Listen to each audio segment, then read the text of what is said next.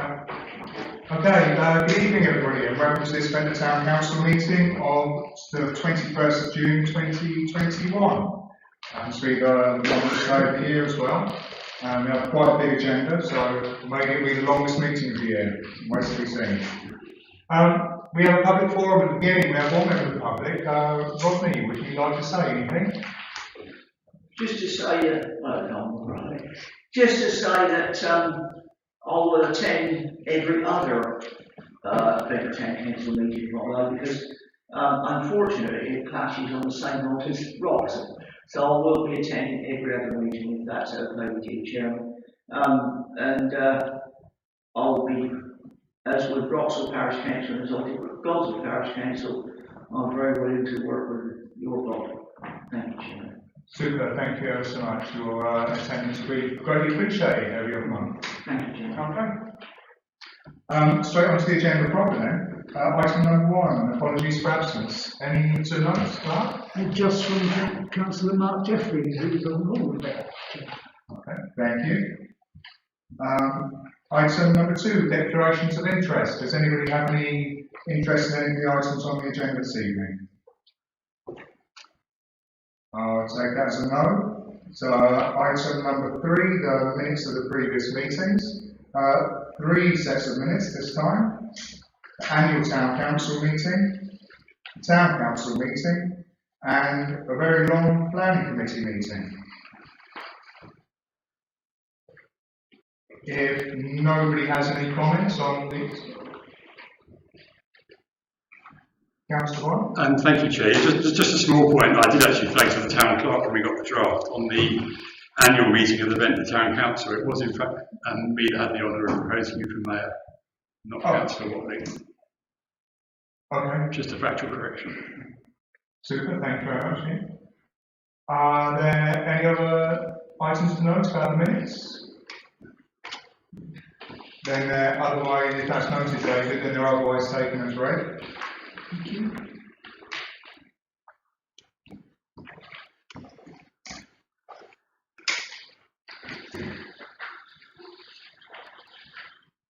Item number 4 on the agenda is co-option to the current vacancies. As members are aware, following the local elections of the 6th of May, there were 2 vacancies remaining on Ventnor Town Council, one for Bonchurch and Ventnor East, and another for Loudville Ward. Following the Ventnor Town Council policy for co-options, the positions were advertised and an interview process was taken forward. The interviews were attended by 5 candidates, and I'd like to take the opportunity to thank all 5. And in attendance also at the interviews was myself, the Deputy Mayor, Steph Toogood, and Councillor Ian Bond, and the clerk. Following those interviews and the discussion afterwards, we arrived unanimously at the decision to co-opt Steve Cooper for Loudville and John Watkins for Bonchurch and Ventnor East. Do any members have any comments on this? Then if there's no comments, then we'll take it to the vote. And so I'm looking for a proposer, and as proposed by Jim Toogood, and a seconder. Be the second. And now I believe it's customary to welcome the 2 new councillors. If you'd like to come forward and take your seats.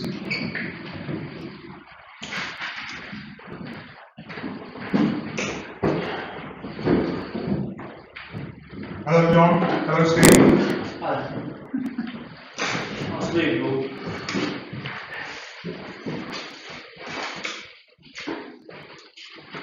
Okay. Item number 5 is the finance report. Clark, please. Thank you, Mr. Mayor. And it's the usual structure for this report. Balance is 31st of May, which is the reporting date for this meeting. The Town Council's 2 accounts totaled 466,171, and they were both reconciled to that date. Payments during May totaled 36,253, with 3,265 of that attributable to the Salisbury Gardens account.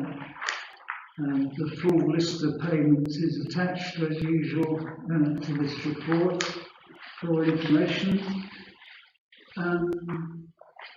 Receipts in the month total £12,046, with £10,654 was in respect of Salisbury Garden rents. Year-to-date variances, the list of payments and receipts against preset budget lines for the year is also attached as usual, showing payments in the period at £4,881 under budget and receipts £1,755 more than budget. Thank you. So now that's me done with that. Thank you very much. And I'd like to open it up to the members if they have any comments or questions. Councillor Lucas? Yes, it's not featured in these figures here, but I was delighted to see that we were having a refund of the rates from the toilets that we've been penalised with over the years. Is that money going to go into the general expenditure pattern of the year, or does it have some other? It would be very useful. There's all sorts of things which we can spend that money on. What's the procedure on a fund refund like that? Well, the responsible financial officer will be best placed to answer that question. I'd regard it as spare cash, Councillor. You're not going to squirrel it away then. That's the important thing, isn't it? Yeah. Don't need to, that's all right.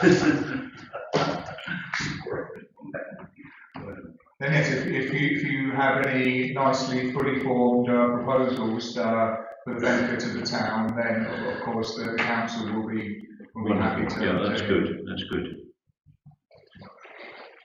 Are there any other questions or comments on the finance report? In which case I'm looking for a proposer, please. James and Brian's second.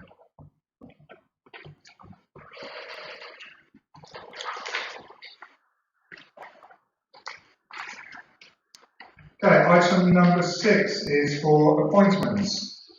Some which were not completed from the annual meeting, and 2 additional appointments. So we have the Planning Committee, the Staffing Committee, the South White Parish and Health and Wellbeing Forum, and Ventnor Library. The Planning Committee you'll all be familiar with, of course. It meets on approximately monthly basis to discuss planning matters around the town. The Staffing Committee, under normal circumstances, meets once a year to discuss pay levels and so on. Of course, there could be extraordinary meetings as well.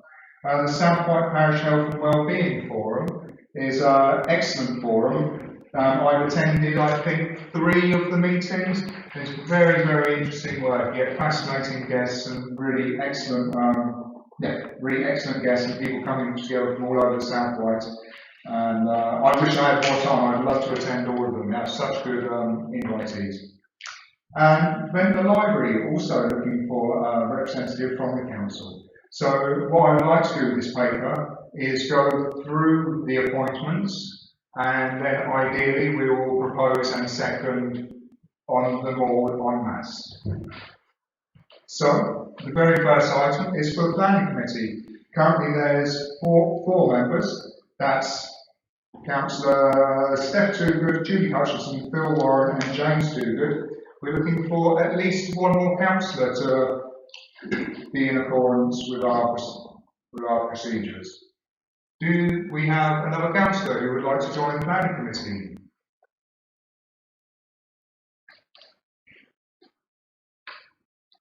I have John Watkins. Yes. Do we have any other takers for the Planning Committee? No? Okay, thank you, John. Then we are also looking for a chair of the Planning Committee. Can you recommend anyone? Sorry, Ian was. Councillor. Yeah, thank you, Chair. I would like to propose for Chair of Planning Committee, Councillor Phil Warren. It is a job that needs experience and knowledge, and Phil brings that to the council, having done the role before in Ryde.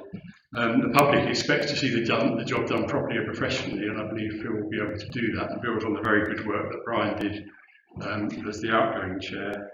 And if the council decides at some point to look at a development plan, I think Phil has the capability to take that forward in a way that really genuinely involves the town. So for those reasons, I'd like to propose Councillor Warren as chair of Planning Committee. Okay. And there's another proposal for a chair of Planning Committee? Well, it's a different one, really. I'd like to appoint Deputy Mayor, really, for chair of planning for many reasons. She's very familiar with building, very familiar with planning. We've worked together for years on planning, and I just think she chairs the meeting very well. Then in that case, well, so we have two proposals, and well, I believe in this circumstance, David, I'm not going to go the whole way through because we have to settle this here.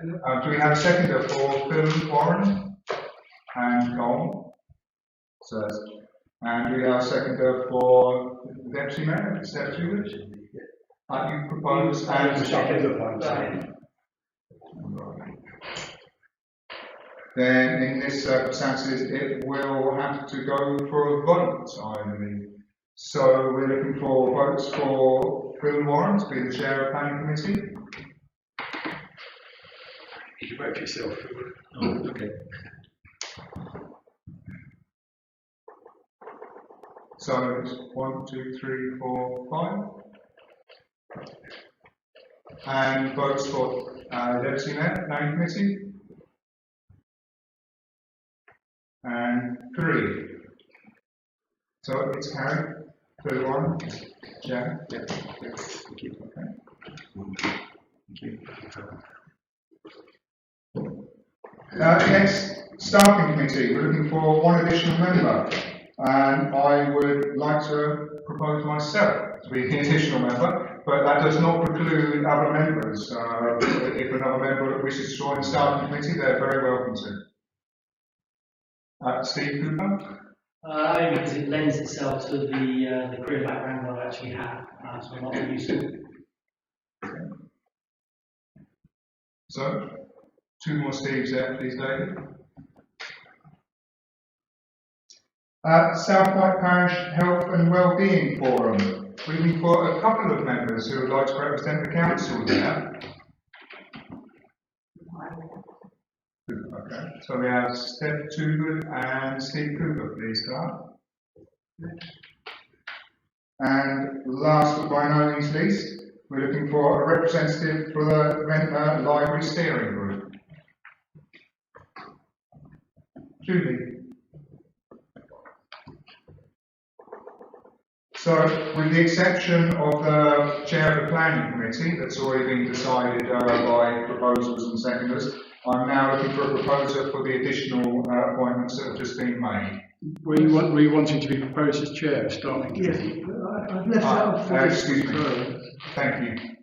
Yes, we're looking for a chair of the planning committee. Thank you, Ian. No, staffing committee. Staffing committee, yeah, excuse me. Yeah, no, I would like to propose you with your professional background for the staffing committee. That's okay with you? Okay, thank you very much. Yeah. No, chair of this one is quite enough for me, thank you, Ian. So, thank you very much. So, with the exception of those, can I have a proposer for the additional appointments that have been made? So, Councillor Bond and the seconder? And James. Thank you very much.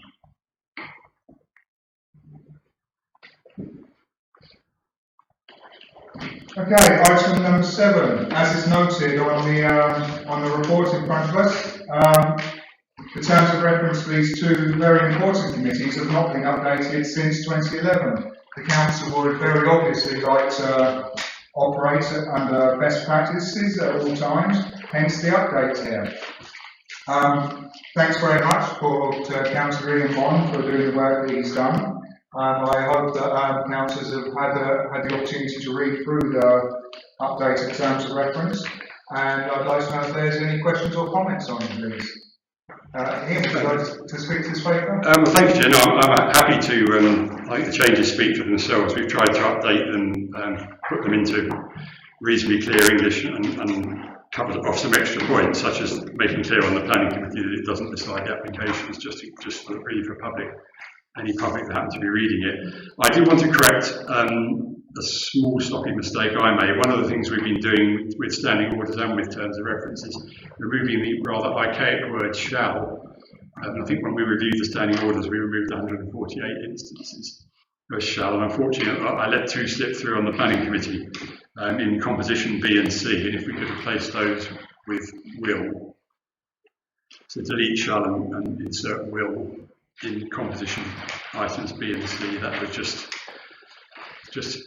well, that makes it with two extra, that makes it 150. It's just a tidying up. Okay, thank you very much. I don't think you need to move that as an amendment. I think we're quite happy with that change. Then, do any members have any additional questions or comments on this? If not, then I'm looking for a proposer, please. Proposed by Phil and seconded by Lucas.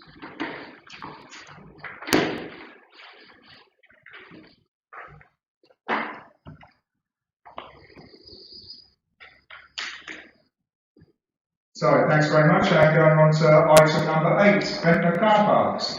As members will be aware, the Ventnor Town Council takes responsibility for Dudley Road, Market Street, Pound Lane and Shore Road car parks since August 2015.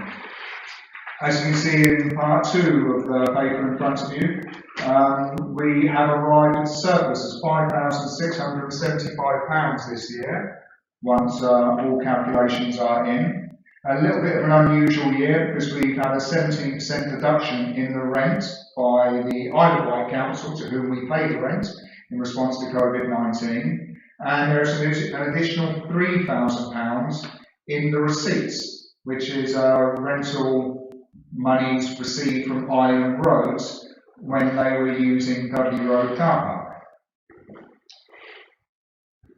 As is also noted here, the parking charges have not been increased in Ventnor Town Council's parking car parks since 2015, whereas the Isle of Wight Council have twice increased their parking charges and introduced an overnight charge.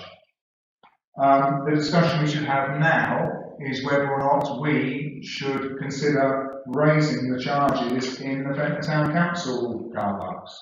I'd like to open up for discussion amongst the members, please. I think we should put them up to the amount on the road hand before they increase them. You think you should put them up to? On the road increased by that. Is it on the road? The amount before they increase, I think we should put them up to that. So we're still a bit cheaper. Okay.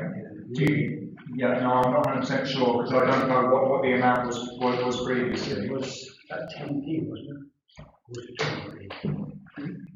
Was the suggestion? The suggestion was, other councils put them up twice, haven't they? So they wanted to put them up to the amount before they put them up the second time. Oh, okay, so in line for the first increase? Yes. Okay. Yeah, we should have these. Okay. So just to be factual about that, as I understand, for 1 hour at the moment in the Ventnor car parks, it's £1.10p, isn't it? Is that correct? And then currently the Isle of Wight Council is charging £1.50. Yes. Okay. We pay by phone, which a lot of people do these days. That'd be £1.70, wouldn't it? So I believe, if I'm not mistaken, it used to be £1.30. So is that what you were? Yeah, I think it's what we should go to personally. Yeah. Okay. Have I got my facts straight there?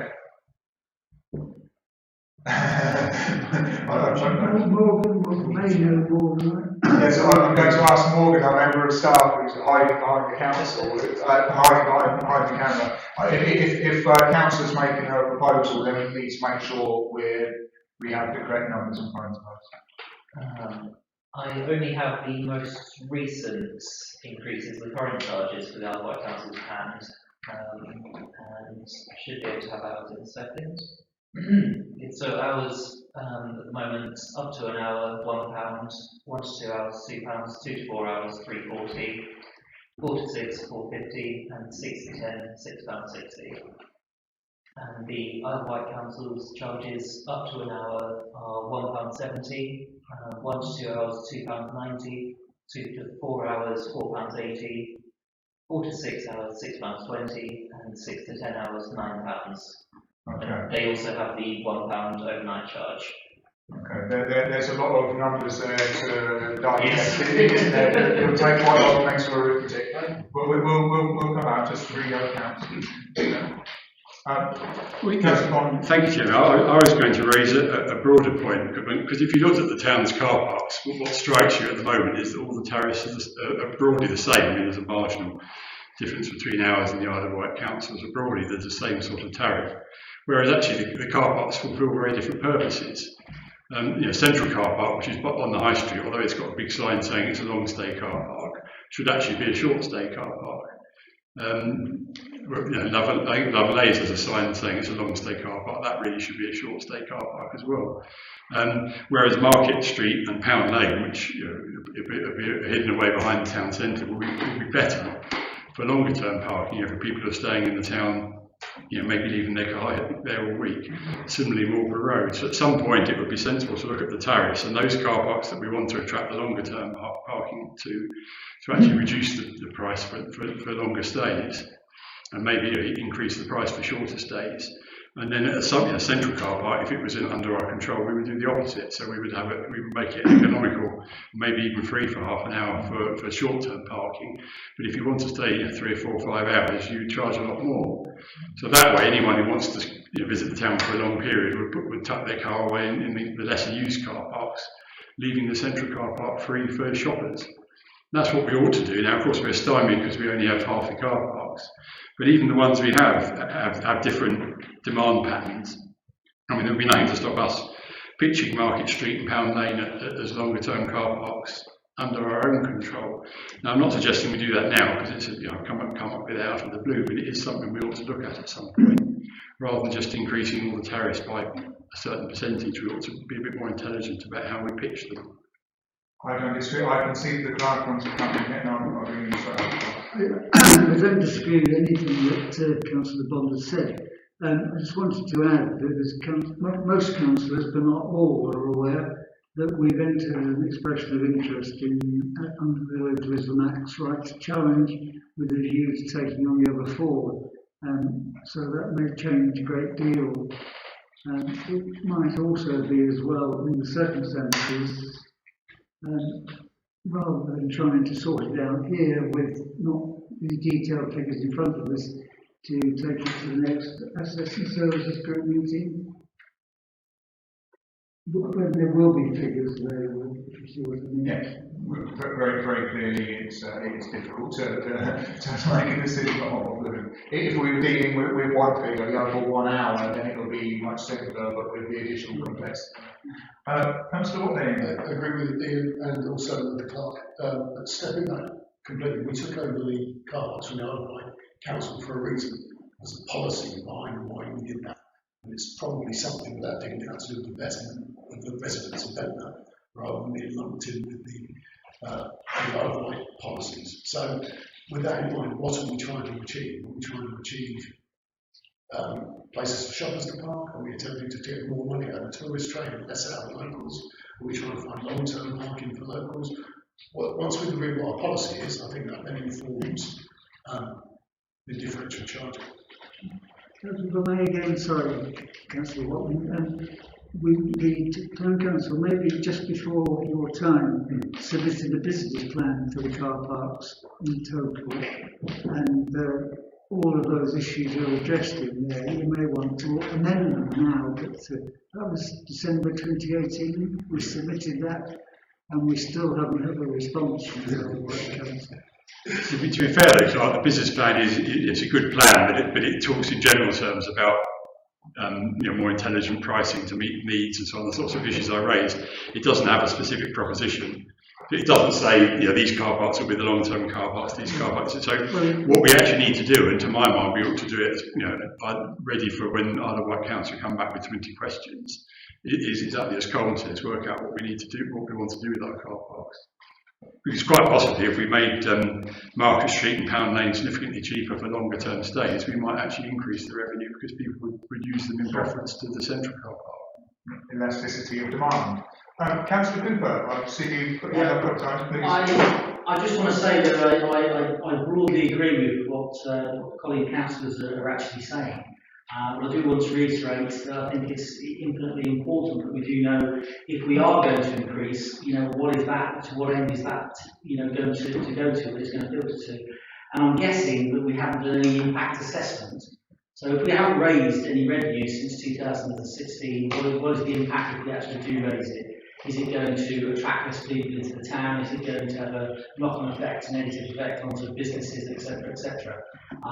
Is that piece of work been done? And if it hasn't been done, should we think about, doing it? Thank you very much. Okay, so as it stands,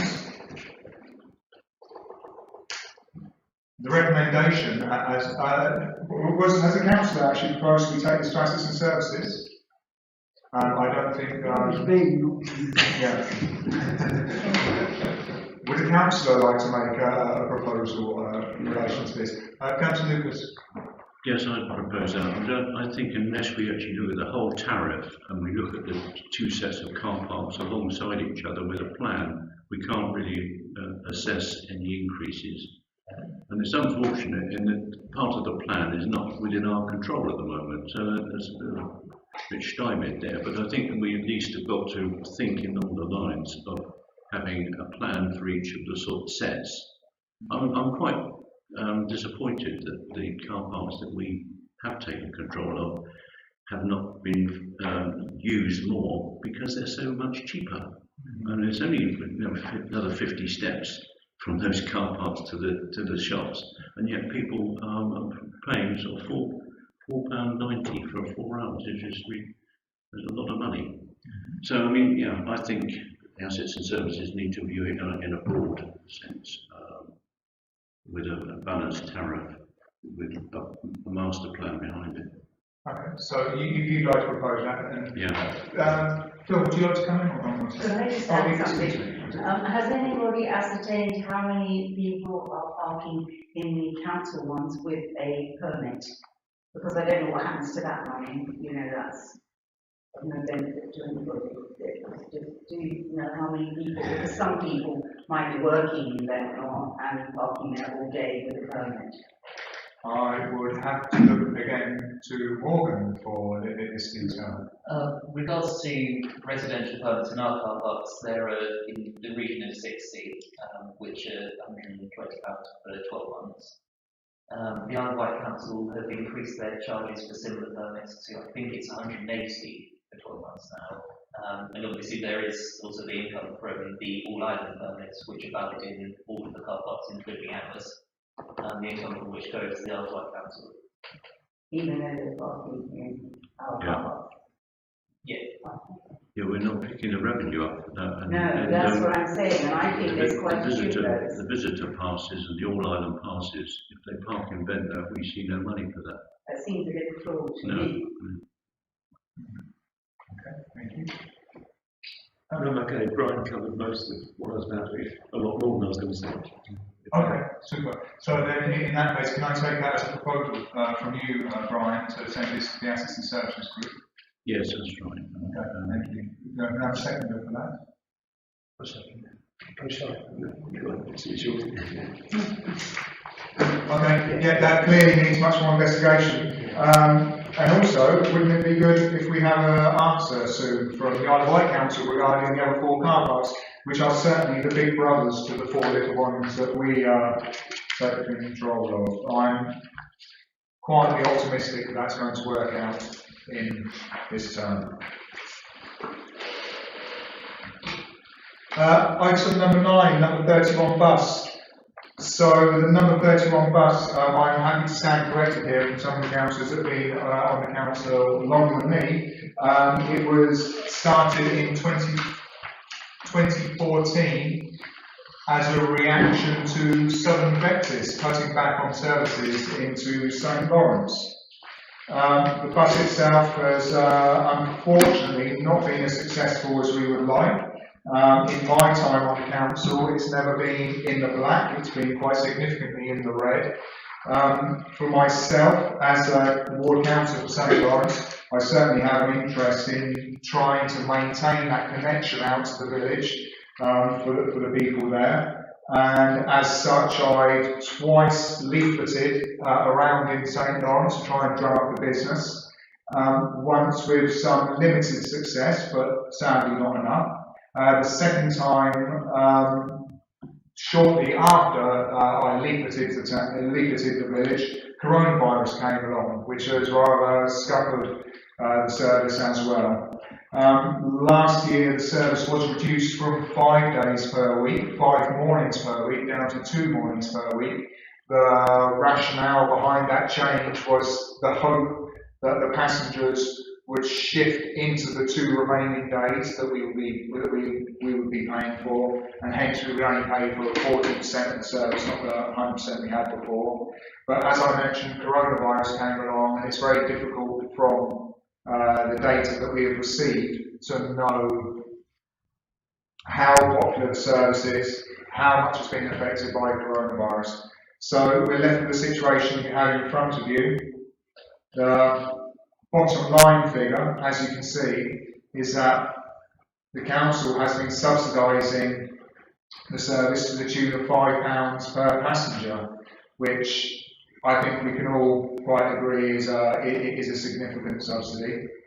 It's difficult to put a value on some of those passengers though. I know, anecdotally, I know that some of them, it's their only opportunity to get out of the house that they have all week. How do we put a price on that?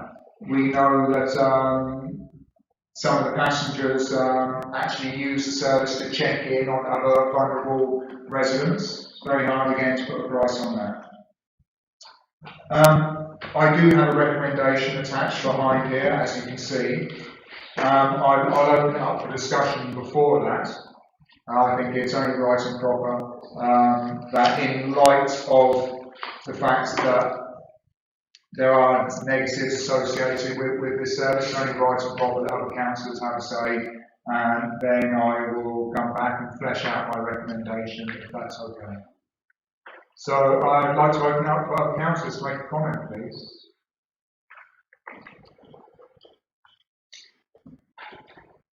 Just a few observations really. As you said, it's unusual times during COVID. The obvious thing at the moment is there's a trend upwards, though it's slight. If that trend continues, might there become a time, with some adjustment perhaps of timings, that it does start to become viable. I feel it's perhaps difficult to make a decision overall because times have been so unusual. There were difficulties with the driver at some stage, and some passengers, or at least 2 passengers, not happy with the driver who was being used. So there's a few unusual circumstances. There's a trend upwards. It's useful as a service, I'm sure, to certainly those that use it, and potentially a few more in St Lawrence. But it'd be a shame to see it go. That's my view. Councillor Ryan, please. Well, I have a particular interest because it serves as the patch which I represent on the council. We have struggled with the current operator who has not really bought into the idea of a community bus. He seems to be running it in his own way, and it has not got the formula of which other community buses work and make successful. I mean, the Fit bus at Freshwater and Totland, etc., is very successful, very highly prized, but the people who run it are very friendly and helpful people. I'm afraid our current operator, it doesn't operate on that system, and for that reason, we must consider whether he should be part of the future for this service. And until we get somebody who really knows how to run a community bus, we don't really know whether it's going to be too viable financially. So I think that's one of the first stages, to try and get somebody who knows what they're doing, rather than running it as an extra to a school run, which is what he's doing at the moment. Okay, thank you, Brian. Colin, please. I don't know if anyone picked up that some electors in the Isle of Wight Council are going for a bus improvement plan. That's been in the media just recently, so if they sign up to the partnership, which they have done, they get a big chunk of money for additional bus services and electrification and all that kind of stuff on the island. So there's an opportunity, especially with Rodney in the room, to go to the Isle of Wight Council and say, here's a bus service that was withdrawn. We've done our best to keep it going. Can it be considered under the bus improvement plan? And then we might be able to get a bus, a better bus, a bigger bus, an electric bus, without us having to do it.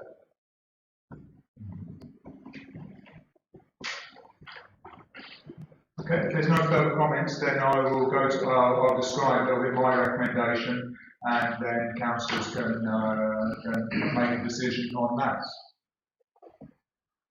So my recommendation is twofold, really. One is that we seek a new operator.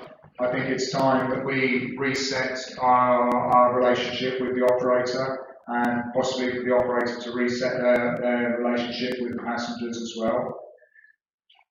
And to that end, as you can see, I've drafted the terms of reference for a working group. Up until this point, there hasn't been a dedicated working group for the number 31.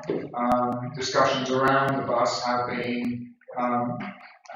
taken place within the Assets and Services group, where I don't think the subject has been given the time that it really deserves. My proposal then, like I say, in two parts. One is to have the working group, and I'd like to explain a little bit about the working group, about the proposal, the terms of reference I have here. As you can see, the purpose is very clear, it's very single-minded. It's only to discuss the ways to optimise the 31 service.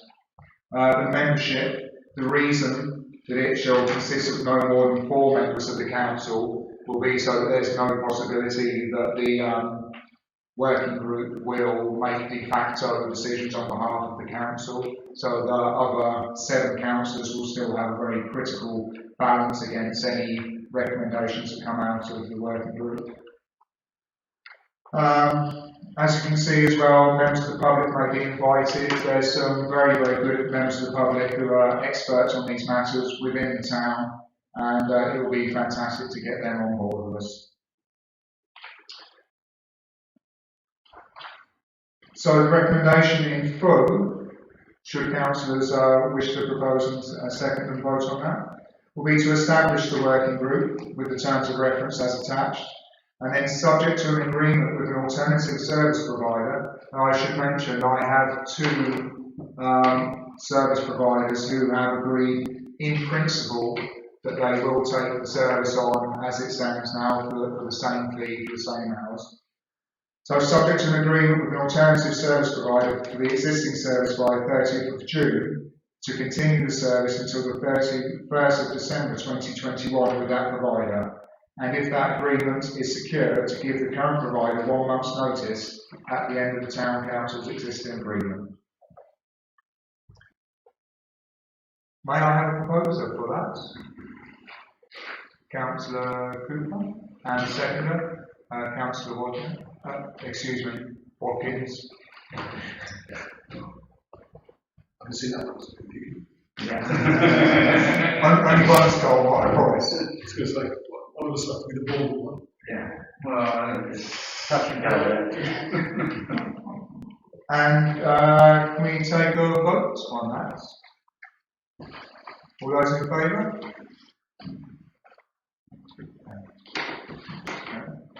And I would like to appoint 4 members to the working group, please. I'm an obvious candidate because what with it being a St. Lawrence and Bond Church service. And Brian Lucas? Yes, I'd like to serve on that group. Thank you, Brian. And John Watkins? Is another councillor who would like to partake in this working group? And Councillor Cooper, thank you very much.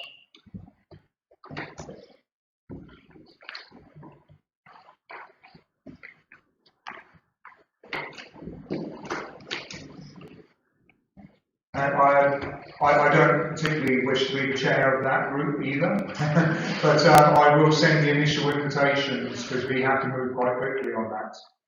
Okay. Item number 10, St Facefield Lease.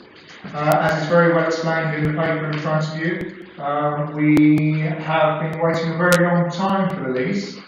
The delay has mostly been caused by the Isle of Wight Council and its liaison with the government, with the Department of Education, who had to free the fields from their designation as school playing fields. Finally, that has been done and the matters have been resolved and the draft lease has been issued and it has been circulated to members. Unfortunately, the Town Council solicitor's advice on that draft lease has not yet been made available because of a workflow problem on their side. So we do not have that available, unfortunately. Would any members like to comment on the lease? They had a look through the leases as were distributed by the clerk. Yeah, I personally feel we should take some photographs. I know we've had this place and been working it for some time, but the main building is in poor state of repair, so I think we should take some photographs and log it in with these. You know, we've got a roof there is we want to sit bad. The external of the main building is not in good condition. So I just think we should take a photograph and possibly take some of the side of the road. The main thing is the main building, it's in a poor state of repair. Okay, you'll have to educate me here. I mean, as part of the lease, is there a condition report that goes in with the items which are under?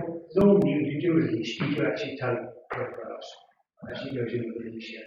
You take photographs how you take it over, but some of the sites are a bit late because you've had it for so long. But where that main building is in such a bad state of repair and places, I think we should cover that. And the roof as well. I know the roof's not too bad. We've got more hanging in places there, so. Normally you take photographs when you do a release. Yeah. Okay. But anyone can take, I mean, more people can take it. Just, it should go with the release. Okay, then is that noted by the clerk? Yeah, that information should be collected for an additional insurance policy for the council. No, it's not. No, I mean every time you do a lease, you know, should take photographs, especially a commercial lease. Any lease, you should photograph the property, the surrounding areas, and you know, a whole lot really. And then the solicitor should have a copy of that as well. The council will council. As Councillor says, there's normally a condition survey kept off part of the lease documentation because most leases, including this one, I think requires return at the end of the lease period in no worse state than we took it on. So it does need recording. Okay. Sorry, I'll bring in just a second, right? So for clarification, has that condition report been done? Is it available? No. Okay. Normally you would get a surveyor to do it, but they don't probably want £600 or £700 to do it. But that would be normally be done. But you can take it yourself. Yeah. You know, I've done it for our property myself. Councillor Lucas, you wanted to come in? Well, the lease seemed fairly standard, but the document of deed of surrender was the most convoluted document I've seen in a long while. It disappeared up its own sub-clause, it really did. And I hesitate to even pass a comment on it because it really needs a solicitor to unravel that one.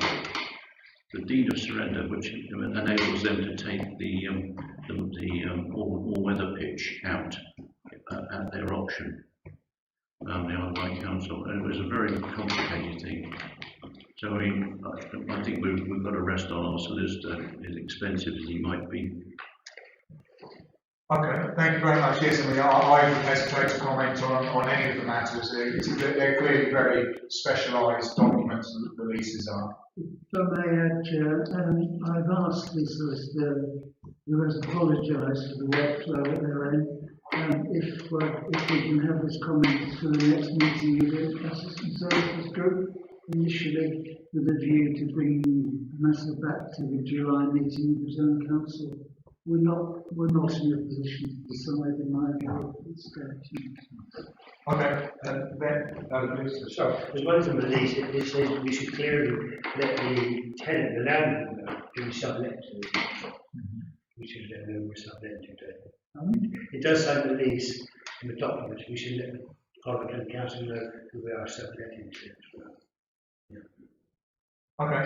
Can I ask Clark, are you happy with the condition reports and the comments that Councillor has made? I'm confident that with Councillor Diggood's help we can do the necessary work on that, yes. Okay, good, so that's duly noted. Okay, so the proposal here, would the council like to make a proposal on this paper? I don't think you need one necessarily. It's just deferred, isn't it? Okay. Any last comments? Going on. Item number 11, to be introduced by Phil and Warren, time and typo. Right, thank you, Chair. The reason I'm here and introducing it, I have mentioned it once before, but this is to bring it formally to full town council meeting. Sculpture South are leading project. That's Linda Sullivan and Sarah Chapman. And I was approached, would I like to represent this together with Teresa Grimaldi, just as champions within Ventnor. The project itself, and thanks to Morgan for printing off, I literally received this updated version of the PowerPoint about 2 o'clock today. So I don't expect, I'm not going to go through it all today. What I'm doing is just introducing what the project is about. Currently there are 7 bells installed around Great Britain. There's one, well I mentioned 2 islands, one on Anglesey, one on Isle of Lewis. They're all coastal. You can see on the front page the bell is double in essence in shape. Each one is unique to its location, and the bell will sound very softly at high tide. It's located so that the activation mechanism happens at high tide. I'll just go through the first 2 or 3 pages. The bell, if I've got provisional figures not included, so I didn't want to include these at this stage. So nobody fall off their seats, but the bell itself costs £55,000, and that's a gift from the sculptor himself as part of the project. If I look at the bottom line figures that we're likely to be involved with, it says here, it's to do with installation costs only. And support will be given by Venture South and Sculpture South for the installation itself. The sound itself is at very low level, it's 40 decibels measured or less. The striking mechanism is not metal, it's a softer material. I describe the sound as mellifluous, I think, sweet sounding. This is what are they, essentially. The last comment there, they're tuned to blend with the sound of the breaking waves, played by the movement of the water, with varying gentle musical patterns. So the sculpture, the artist is Marcus Vergette. He's tuned the bells independently, they're cast in bronze, they've got double-sided weight, half a tonne, so they're quite considerable. And together they stand at about 5 feet high, so that it's not an inconsiderable structure. The idea really behind it is that only sounding at high tide, then that over the years to come will be sounding more frequently with rising sea levels. And in a way it's tying into climate change, global warming, sea level rise. And the concept itself is really to focus communities who are coastal on their link with the sea, historically and projecting forward to the future. It brings together this chain around, there's some in Lancashire, one in Scotland I mentioned, some in Lincolnshire, one at Trinity Wharf, 7 in total, one in Par, Devon. Linking these coastal towns, I have been joining Zoom meetings about one every 3 months, just to get some background. What next? So this is the only one I will talk to in detail, I think, on the top of the 3rd page, or the 2nd page. There currently is a half-size bell that I went to see with Teresa Grimaldi last Thursday, which is currently at Puccaster Farm, at the end of Puccaster Lane. I had to take my own sounding mallet, and there was one there as well. Very soft, gentle sound. Quite deep sounding, it's probably a low F or a low E, I think. And the idea is that that half bell will be placed at local schools, quite likely St Catherine's, that still has to be agreed, and will have a presence at Ventnor Day. So it's starting to raise awareness at a local level. Under the what next bullet points, the stage that's been reached at the moment, preliminary discussions with Isle of Wight Council is underway. And there is a planned location which would be on the western arm of the harbour, about halfway along, I believe. So it's a proposal at this stage. The design of the supporting structure is underway as well, and may well incorporate composite materials from the island as well. So you can already see that there are links being made with the island, and would be of use to spin that out to schools as well as part of learning about what the bell is and what the structure is as well, and how it all goes together. Local planning approval will be sought in the near future. Venture South will pay for the local planning fees. They are also proposing that if they find a friendly solicitor, that they'll be able to cover legal costs for the placement of the bell. So to my mind, it's a very exciting, novel project. It's a way of engaging our community, also launching extra sculptural projects in the future. Intertidal Projects, one project that's running at the moment in Par, is that young people in primary schools are learning to ring handbells, practicing one tune and also backing up the second one. And a care home is doing a similar thing, and then there's a performance going to happen linking young people with care homes. So it's just one item of interest that's happened. There's also a parkour group that are based in Par in Cornwall, who work on a steel skeleton structure of a boat, and they're proposing to tour that around the country next year. So that could come to Ventnor for Fringe, for instance. And again, get a lot of community activation. So it's very much a community project, but it's also linked into global warming and rising sea levels. So I've been asked to come along to introduce the project thus far as we've achieved at the moment. The Sculpture South group have visited twice to look at potential sites. The artist has visited the sculpture, Marcus Burgett has visited, and also Peter Gingold, who's leading nationally the whole of the project. Originally it was proposed, did anybody want to have a bell on the island? Yarmouth was asked, and they declined. And we're not at Port second, I think we should be there at first, invite really. But the next thinking was, where could this bell be sited? And Ventnor was chosen, and I've worked with the group this far, agreeing to bring it to council, but couldn't because of further before the elections. Unfortunately it clashed, so could have introduced this earlier in the year, but it was just at the wrong time. So I'm just bringing it formally to council at this point. And at this point, wondering how next to move it on. I mean, my proposal obviously is that it's a very exciting project. It will include school children working on projects, extra artwork within Ventnor, and will become a focal point on the island. being aware of climate change and sea level rise as well. So there's a number of initiatives that can plug into this. People may be wondering, or fellow councillors wondering at this point, what will be the cost? Much of this is being paid for by existing funding.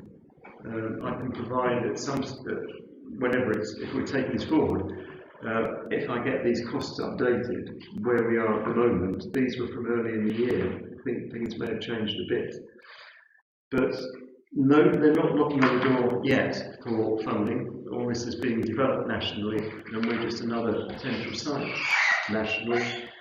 But there's likely to be a legacy payment for future maintenance and insurance for 10 years of about £5,000. Legal costs associated with about £1,500, so about £6,500 at the moment, but I can't be held to that because it's provisional at the start of this year, and that needs to be fine-tuned. So really I'm bringing this to Council tonight as a proposal for a project that is planned to come potentially to Ventnor. It will be the only bell on the island. It will be the only bell on the south coast until you get along to Devon. Put us on the map, generate a lot of projects to work with schools, and I think would be a great bonus if it does arrive in Ventnor. So this is me introducing it. There is a full PowerPoint. I didn't want to do death by PowerPoint tonight, just wanted to introduce it. I've probably said enough. I don't know if there's any questions that I might be able to answer at this point. Okay, so thank you very much. Thank you very much for this excellent introduction.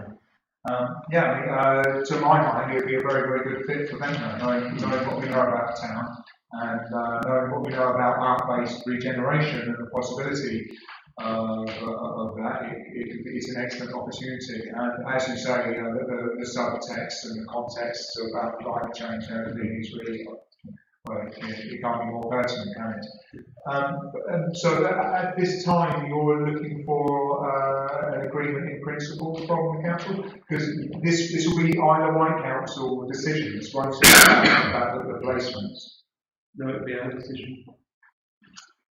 That I'm aware, it'll be, as far as I'm aware, it'll be I don't think it will. No? We don't have any control over land. Right. In that side of the Esplanade. Okay. Isn't the land, it'd be between high and low tide mark, won't it? That belongs to the Crown. It'll be at high tide.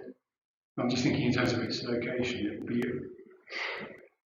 be able to be below the high tide. It would have to be where the water comes up to it. So it's going to be, it's not going to be land owned by the Isle of Wight Council. The Isle of Wight Council if I'm not mistaken, the proposal is to put it onto as part of the harbour wall, on the seaside of the harbour wall. Yeah. So then if it's attached to the harbour, then presumably this is Isle of Wight Council property. So. Yeah, okay. I've got a couple of observations and a question. First of all, Ventnor has quite a differential between Leeds and Springs. So is there some technical person that can get that positioning right? Because otherwise it's not going to be told very often. Yeah.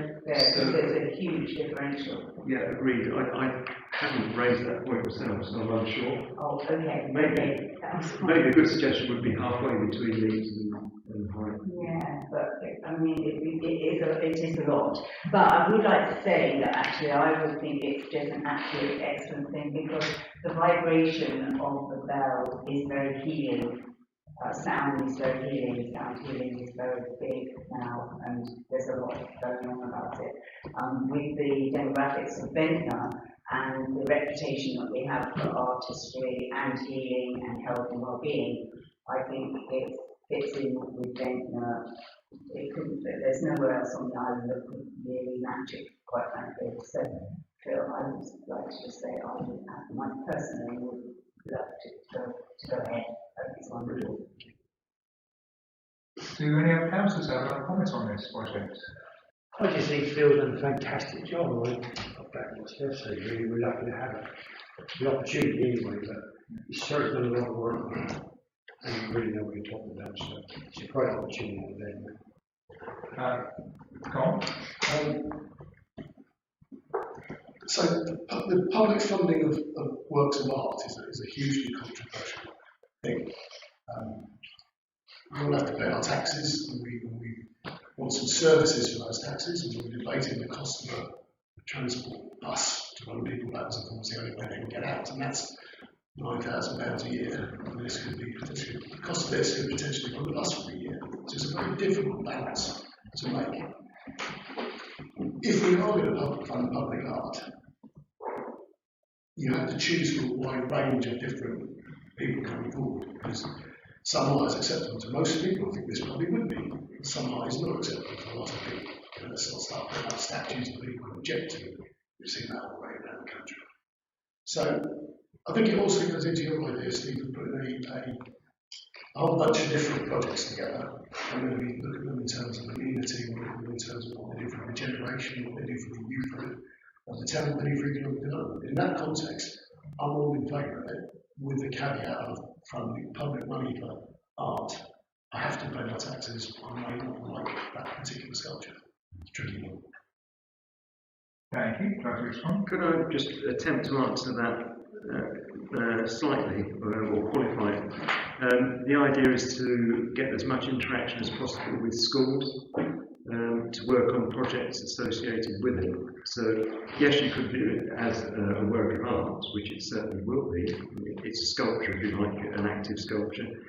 But the idea is always to engage the local community, whether it's, as I mentioned, that group retirement home working with school children on a particular project. There's a national artist who is going to come around and work on, potentially here, on Intertidal Projects that would link into schools.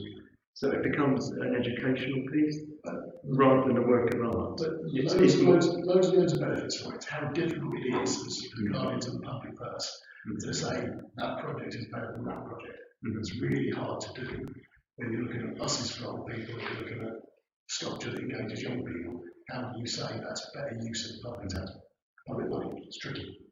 So basically, I think what you're looking for here is an agreement in principle from us, which I would imagine you can get.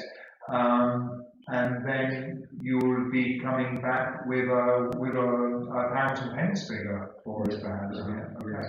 And then at that point, of course, then it's a very, very different decision from us, isn't it? Yeah.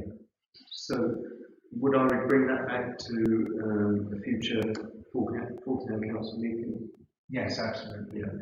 I've got one technical question for you, Phil.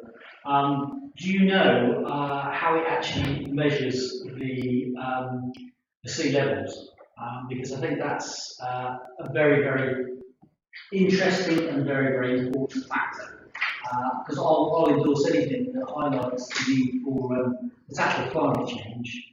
And I think that if this piece of art, this piece of educational assistance, if it acts to actually demonstrate and show, so that we've got empirical data that the oceans are rising, I think that's very interesting. Well, I mean, just to answer off the cuff on that one, it could even be a schools project, and they just need to record over, say, 6 months how frequently it's ringing, and then come back the next year, and then you can plot the difference. So that'd be a very accurate measure, but it's a sound measure of how sea levels are rising.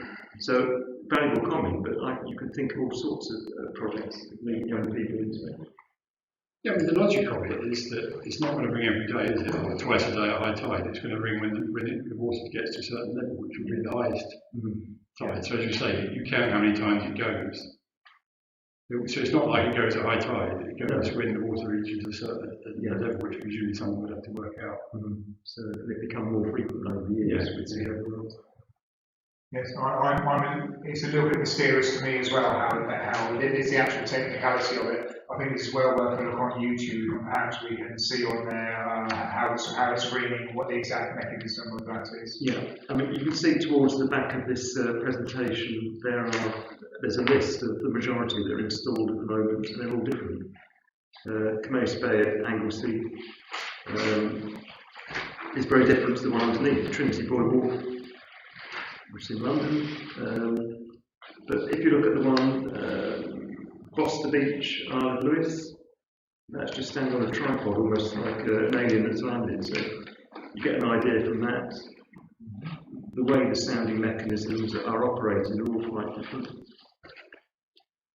The only thing that really bothered me was we go to Abu Dhabi every year, and I recognise that that's a pier there, and nobody's ever, they're not doing a very good job there because I didn't even know. You can't see it. And we go every year and we walk along the seafront regularly, so we will have to do a better job at making sure people know it's there. So that one, I mean, I haven't seen any of these at all, apart from the I should photographs. go searching. But it's just, that one's hanging underneath. Yes, but I mean, you would think there would be some signage or something to let you know that it was there. Yeah. But exciting, speaking out of turn now, I can imagine all sorts of schools projects or community projects that could lead into it. So it's not just the object, it's how it interacts with development. Okay, so then would you like to make a proposal based upon this introduction you've done, so that you have something to go away with from the council, or are you happy just to leave it as the feeling you get from the room? Well, would it go as far as proposal that the Ventnor Town Council accepts in principle the bell could arrive here, but we need to look in more detail? I think that's completely reasonable. Yeah. And what we want is for Phil to be able to go back to the organisers to say that, that in principle that we see a lot of opportunity from the project, as members have said. So we need to admit it that Phil's authorised to do that, but then note that subject to a report with the full practical and financial implications to a future meeting. Are you happy with that, David? I am, yes. Yeah, you are. Okay. Yeah, if you would like to propose that, and we have a second of that? Okay, that's seconded by Secretary. And all those in favour of the in principle? Thank you very much. Okay, thank you.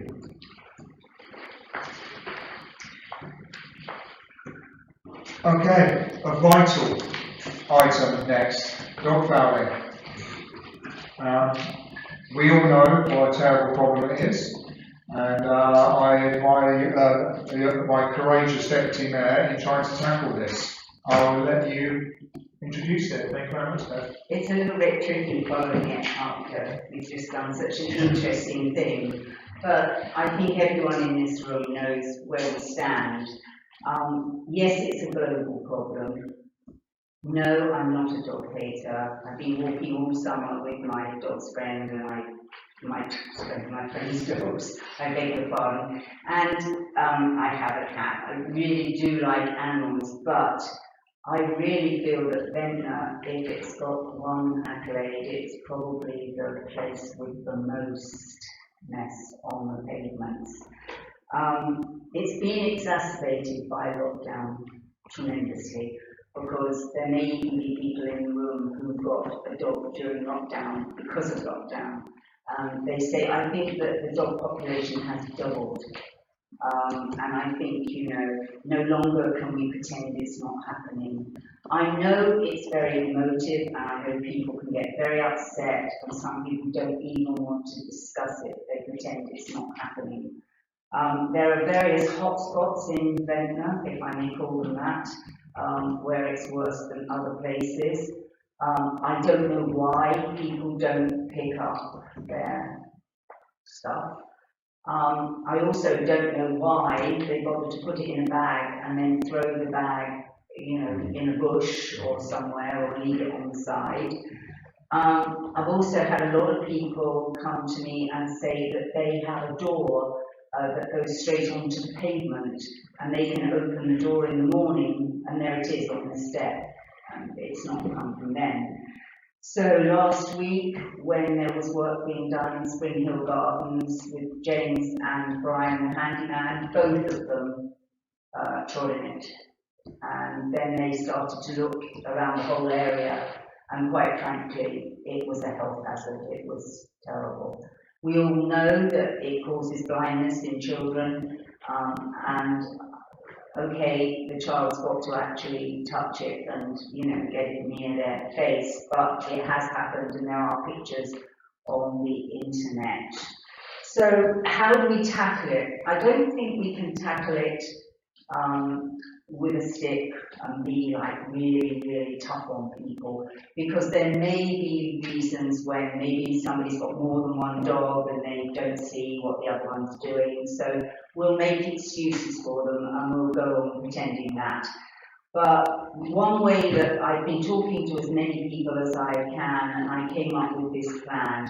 You've got some examples here of some fairly light-hearted ways of saying, deal with it, please. Whether or not that would make anyone deal with it, I don't know. As far as I know, there's no official fining of people that we can do to, you know, to be really, what should we say, legal about it. So it's got to be making people want to do it. So I think a lot of people in town are taking some care just lately. You've seen the flower baskets go up, so everyone's happy about things like that. So I thought, well, this would be a good time to tackle the dog fouling.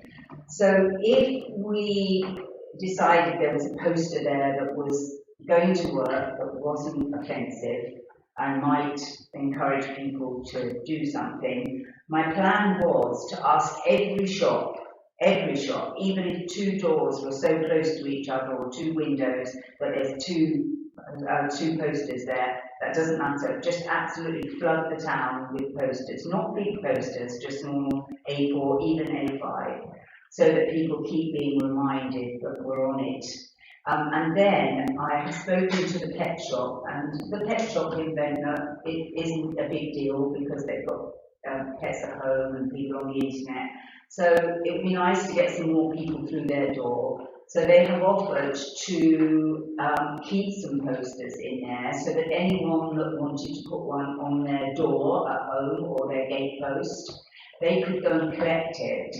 And then the next plan would be that people like me that haven't got a dog would keep a couple of poo bags in my pocket, so that if I see it happening, I could just say to someone, oh, excuse me, have you forgotten your poo bag? I've got one here, would you like it? Whether or not you think that someone's gonna like chop my head off for that, I hope not. But and if people went and collected a poster from the pet shop are willing to sponsor 5 poo bags for anybody that collects a poster to put up on their property. As a sort of a carrot, which obviously, as we all know, there's not a great cost involved, it's just a thing.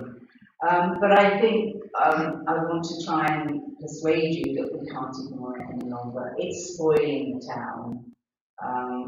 And I'd like to know what other people think and whether or not that would help or there are any other ways. Thank you, Steve. Thank you very much.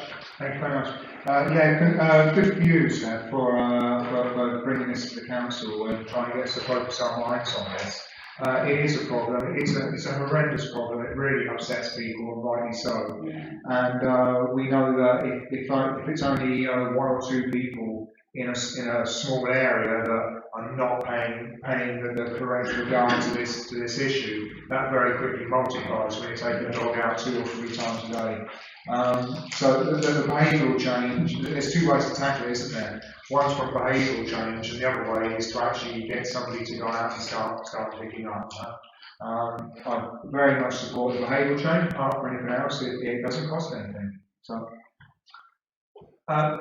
Steve Cooper, please. Yeah, Steph, well done on the post and I'm going to say to you, you can't promote without promotion.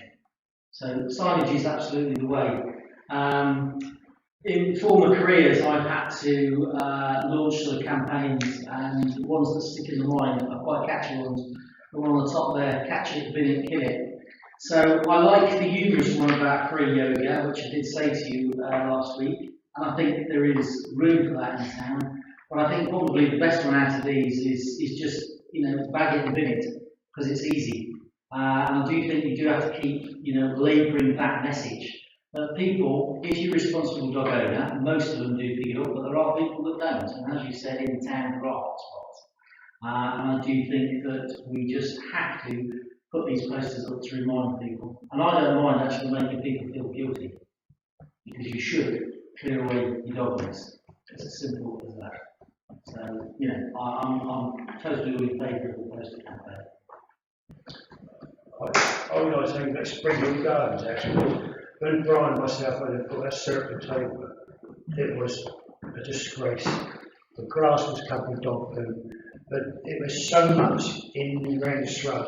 You certainly wouldn't talk to a family there to have a nice ice cream, and you certainly wouldn't talk to children there to play on the grass. The grass itself is totally destroyed, and I think it's coming very close there. We dig the grass up and we pave it, and then I've got them put on the pavement. But I went back the following day to actually just nose round, and I had to pick some dog poo, and it was disgraceful, absolutely disgraceful. And it was a massive amount of poo. And it's all fresh, it was done that morning. So, I mean, Springhill Garden, we spent all this money on it, and we had a donation. So, I mean, it's a disgrace, absolute disgrace for dogs. Terrible. So, going on a little bit, we need to keep somehow Springhill Garden, we need to make. Sorry, no dogs are out there, or ball games, because the destruction we're having there, the amount of money that we can spend in the town council to put that right towards the end of the year, in just replacing plants, we're looking at probably 500 quid. You've got stuff to put right over it. It is a total disgrace, it really is. Yeah. Thank you, James. Any further comments? I have a question. It was obviously been looking into this. Is there such a thing as a doggy poo bag dispenser? And is there a possibility to put a couple of those around town as well? Because there are times when dog owners go out of the house and realise they don't have a bag with them. Yes, I do apologise. I forgot to bring that. I've got that on my phone. My friend has moved to Bournemouth, and in Bournemouth, by every poo bin, there is a sort of a wire mesh basket, which wouldn't be very expensive to make. And the idea is that if you've got some spare ones there, you can put them there. So there's always spare ones there if people have forgotten them. So there is that opportunity as well. And she tells me that the streets of Bournemouth are very clean. I didn't hear that, but yes. So that must have an effect as well. So that's another way of doing it. And the obvious location, given what has been said here, would also be to put something like that at Springhill, yes? I do have to just say that there was an issue that the bin was full up one day when we went to look. I think Alison asked for the bins to be emptied more regularly. So yeah, just on that point, the bin in St Lawrence was full for an entire week. According to Iron Rose, the Iron Rose fact sheet, they're going around and they're emptying them 3 times a week. I did put a complaint in, it was immediately closed, I then phoned up their emergency line, because they only have an emergency line now, so this isn't an emergency, you closed my ticket incorrectly. They said, we closed it because we're planning to empty that bin. I said, I know you're planning to empty that bin, you're planning to empty it 3 times a week, at taxpayers' expense. But it hasn't been done, so why not? It was literally coming out the top. So yes, we have to be on to them as well. So they're clearly not fulfilling their contractual obligations. So I think, wouldn't it be nice if we did do the poster campaign, we then write to them and say, we are doing this, now please can you be sure to. Right. I would support that. So thanks very much, Steph. How would you like to form this into a proposal? Well, only Steve has commented on the suggestions here, and that David sent out a great deal of other ones. I don't know if anyone has any other ideas of what we should say. John, thank you, Chair. Yeah, it's just one thing, if I may. The campaign sounds ideal to me, but how will we evaluate to see if it has had any impact? We need to, I think, have to evaluate now what the problem is and the level of the problem. And then in 3 months' time, if we go forward with this campaign, then to see what has changed. Is it better? Is it worse? Is it the same? If not, then we need to do something else. So if we have a volunteer who wants to take a couple of laps around past the hot spots with a post-it note there and make a tally. If anyone would like to make a tally, then I would support that. Yes, I agree. Of course, it's always good if you can have a comparison, factual comparison. And then, there was also the thought that maybe, and I don't know whether the budget allows for it even, but going back, we did have somebody that went round actually after people, especially going to Bond Church and places like that where the dogs will walk, actually picking it up for them. But to me, that's defeat. Yeah, that really is. But I would say to you that if there was no improvement, that would be the final suggestion, because it's got to go. Certainly in the areas of the town that have a lot of visitors, at the very least. Well, I mean, as you're aware, the clerk does have a level of discretionary spending. So, I mean, if you're looking to have these printed and laminated by the town council, then that can be authorised, of course, within the clerk's discretion. I believe that if we give them to the shops to put on their internal windows, we can just get away with not laminating. We would just need to laminate some that people would need to put on their external doors, the ones I was talking about. So, there was some suggestion from Alison that it might be able to be done in-house, but I'm not sure about that. We might have to ask the town clerk about that. That's possible. It depends on how many you want, but it's possible. Yes, brilliant. Please shoot.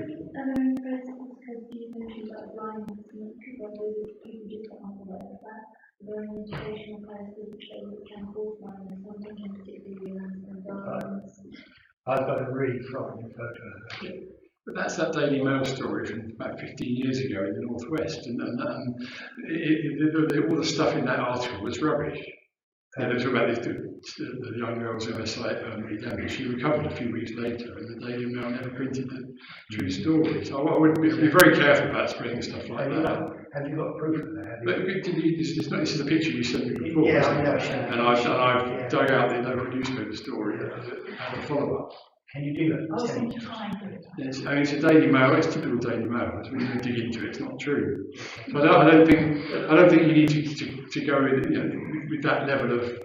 I mean, the yoga one's good because it's light-hearted and gentle. And if you go on the internet, there's quite a lot of good practice. The various towns have done campaigns.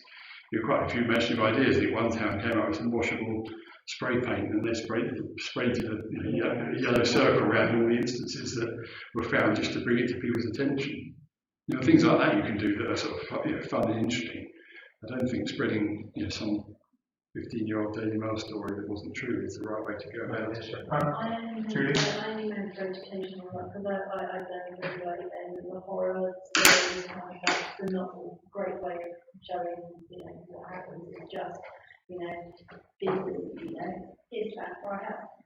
That's everyone's house for this to be going on. Yeah, so drawing in about mentioning that. Is there a way we can make it a Ventnor campaign? Have you thought about keep Ventnor clean? Well, I think if you want to propose it, then in principle we go forward with this, and then of course you can brainstorm and you can put a few more ideas in. Yeah, so I'd like to propose then that we make an effort to do this as soon as possible with the season coming up. And that if every councillor went home tonight and instead of counting sheep, brought up some words that would be good. And I think to have Ventnor on it would be good if anyone can come up with something. So I would like to think that you do something soon.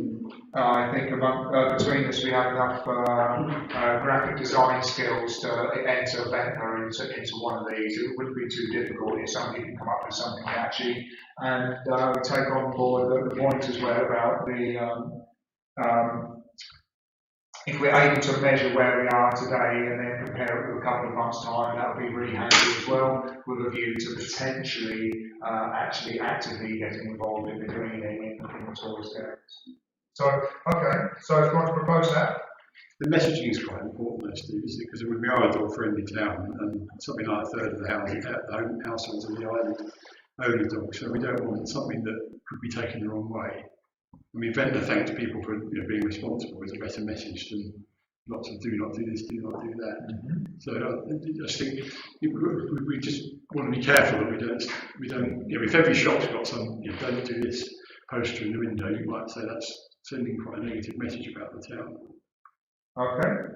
So I think. Can I just say, that's why I want to keep it light-hearted. Yeah. I don't want to go on the you must do this. I want to get, as I say, the yoga one appeals to me, but then that's just me. Well, that's good. Thank you. I think there's enough agreement there to proceed with this. Certainly, there's certainly no objection, is there? What does proceed mean then? Would you like to make a proposal then? I'm not sure how we get an agreement on our message. That's what I'm struggling with at the moment. If anyone here can see a clear way through, because of those signs, each one of us would like a different one, and there would be others. So I think it's quite hard to decide exactly how to do it. I think we can agree in principle, Stephen, that we're going to do something. To my mind, it's unnecessarily bureaucratic and officious for us to go away and then to kick this into the long grass for a whole month. Is unnecessarily bureaucratic and officious, isn't it? So, but the other, you're right. That's on one end of the spectrum. The other end of the spectrum is that one person comes up with an idea they think is fine and puts it in every shop in the town, and then there's a huge, great media storm because they've misjudged the messaging. We need to make sure that we're not at either end, really. Because there is a scope for some bad publicity like this as well. So why do you mix and match and put different signs in different shops in? Rather have the same in every shop. The fact of the matter is the problem's got to be addressed, isn't it? And you're bound to offend someone. Well, could I just suggest bottom line on the right and the left, please clean up after your pet, please clean up after your dog. So it's not directing somebody to do this, just appealing to them, just saying please. So I quite like the right hand and the left hand on the bottom line.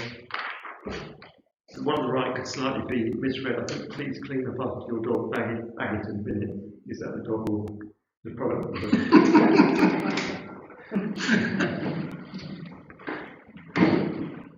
Okay, so which councillors have a special interest in this? Ian, you've spoken on it quite a bit. Steph, very, very clearly. James, you trod in it. Sorry, to bring that up. I mean, can we, would the councillors who take special interest in this like to agree a format for the poster, and then based upon that can be passed on to the clerk, who, like I say, does have it within his powers to do some printing for us and so on. Ian, would you like to liaise with Steph and make sure the messaging is correct? Yeah, I'm happy to do that.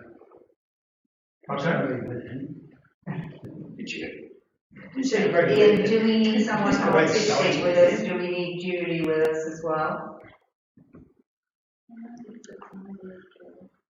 Yes. Can we agree that the three of us, so the three of us will come up with? Yes. Yeah, it's thank you very much. Excellent, Steph. And thank you, Ian. You are correct that we could accidentally. You never quite know if you're doing a messaging like this. You never quite know if you stir up a lot of trouble by accident. So it's very good info. It's good to keep the dog discussing that at the breakfast, don't it? No. Is that sufficient on this matter? I believe so. I'm happy with that. Okay, good. Thank you very much. So finally, the clerk's report, please, David. I shall be brief as usual with this, Chair, because it's all on paper, but I'll refer to the subject for the sake of the live stream. We have a visit from Southern Water to, somewhat belatedly really, they should have done this regularly, but the previous inspector didn't feel up to the job, so we were descended on and given the long list of compliance changes that we needed to make. They've never been done, and the cost is £650. But we've done it, but it was done by the deadline they gave us, the 14th of June. If it wasn't done, they came back and found it wasn't done, they were threatening disconnection. So, item 2, we have appointed a coordinator to the Anxiety Cafe to replace the current one who's leading to a full-time job in the NHS. She started work today. Bob Seeley continues to hold his fortnightly meetings, which I attend regularly, for representative town and parish councils, and they are really very useful, I think. Item 4, Alison, Philip and I met with the Chief Officer and Chair of the Hampshire Association of Local Councils, of which the Town Council is a member.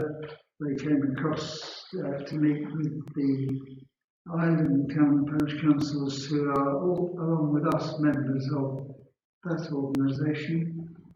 Spring Hill Gardens speaks for itself, I think. A new table facility has been installed.